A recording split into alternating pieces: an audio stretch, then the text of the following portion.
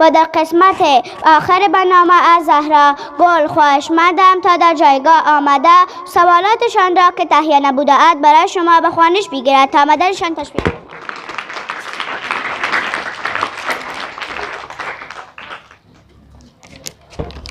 بسم الله الرحمن الرحیم. با عرض سلام بنده زهرا متعلم صنف دوم با سوالاتی را که تهیه نموده هم میخواهم به شما عزیزان بخوانم. سوال اول: برق توسط کی کشف شد؟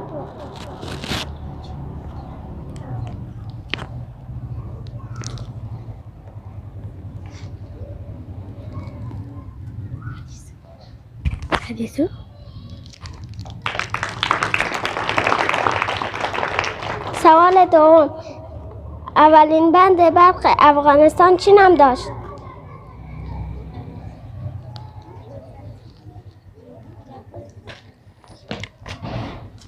جام فصلات. سوال سوم: بند برق کجکیج در کجا موقعیت دارد؟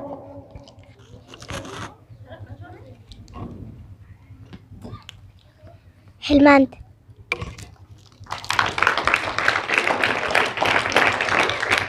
سوال چهارم: آن چیز که گردن دارد، سر ندارد، دست دارد، پا ندارد.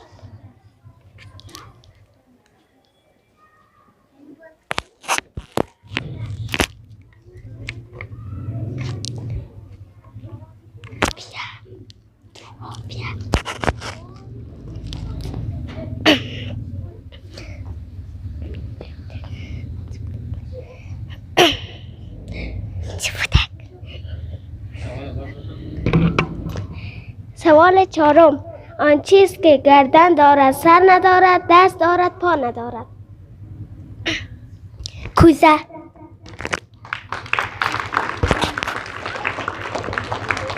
سوال پنجم: بالا کردن من آسان است اما پرت کردن من سخت است.